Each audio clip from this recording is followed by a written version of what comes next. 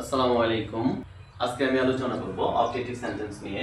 আপনারা দেখতে পাচ্ছেন আমি কিছু বাক্য লিখে রেখেছি। আমরা জানি অবজেক্টিভ সেন্টেন্স মানে যে সেন্টেন্স দ্বারা কোনো দোয়া বা শুভ ইচ্ছা বা মঙ্গল সূচক বাক্য বোঝায় বা কোনো প্রার্থনা করা হয় সেটাকে অবজেক্টিভ সেন্টেন্স বলে।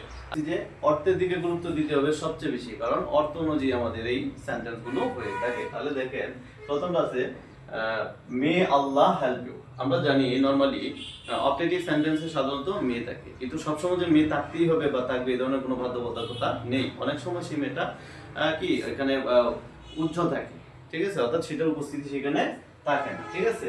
আচ্ছা, তাহলে দেখেন মে আল্লাহ হেল্প ইউ, আল্লাহ তোমার সহায় হোক, আল্লাহ তোমার ভালো করুক, মঙ্গল করুক, অবশ্যই সেটা দোয়া বোঝাচ্ছে, সুতরাং সেটা অবজেক্টিভ সেন্টেন্স। এছাড়াও যে আমরা জানি যে মে যুক্ত হইলে অবজেক্টিভ সেন্টেন্স মে থাকে, সেটা অবজেক্টিভ। তারপরে দেখেন may Bangladesh prosper day by day, Bangladesh দিন দিন উন্নতি লাভ করুক। হ্যাঁ, আমরা সবাই চাই আমাদের মাতৃভূমি বাংলাদেশ দিন দিন উন্নতি লাভ করুক, কারণ কথা আছে আমার সোনার বাংলায় আমি তোমায় ভালোবাসি, জন্ম দিয়েছো মাগো তাই তোমায় ভালোবাসি।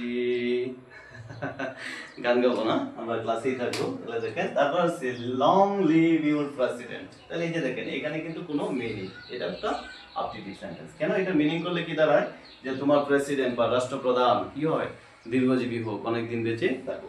এই বাক্যটাকে কিন্তু আমরা চাইলে এইভাবে বলে লিখতে পারি, লিভ ইউর প্রেসিডেন্ট লং, লংটাকে আমি লাস্টে নিই। তাহলে এটাও কি একই মিনিং, তোমার প্রেসিডেন্ট দীর্ঘজীবী হোক। এভাবে লেখার উদ্দেশ্য হচ্ছে যে আমি আগের ক্লাসে বলেছিলাম যে শুরুতে মূল ভার্ব থাকলে সেটা ইম্পারেটিভ হয়, বিষয়টা এরকম না। আমাদের দেখতে হবে অর্থটা কি। শুরুতে মূল ভার্ব বসে যদি সেটা আদেশ বা নিষেধ এরকম কিছু বোঝায় তাহলে ইম্পারেটিভ হয়ে যাবে, আর যদি সেটা দ্বারা কি দোয়া বা মঙ্গল সূচক কোনো বাক্য বোঝায় তাহলে সেটা কি হয়ে যাবে, অবজেক্টিভ হয়ে যাবে। তাহলে এখানে দোয়া বোঝাচ্ছে। তারপর দেখেন এই যে do well in the exam, হ্যাঁ, এই যে একটা মূল ভার্ব আছে ডো, ঠিক আছে।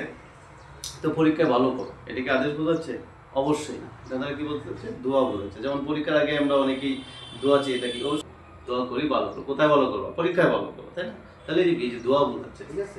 তাহলে মূল ভার্ব দিয়ে শুরু হওয়ার পর এটি ইম্পারেটিভ নয়, অবজেক্টিভ, ঠিক আছে। তারপরে দেখেন এই যে প্রসপার ইন লাইফ, জীবনে উন্নতি লাভ করো, সমৃদ্ধি লাভ করো, বড় হও, ফলে যে দোয়া করে অনেক বড় হও, অনেক উন্নতি লাভ করো। তাহলে এটা কি দোয়া করলো বা দোয়া, যেহেতু এটার মিনিং দ্বারা দোয়া বোঝাচ্ছে, সুতরাং এটা মূল ভার্ব দিয়ে শুরু হওয়া সত্ত্বেও এটা অবজেক্টিভ সেন্টেন্স, ঠিক আছে।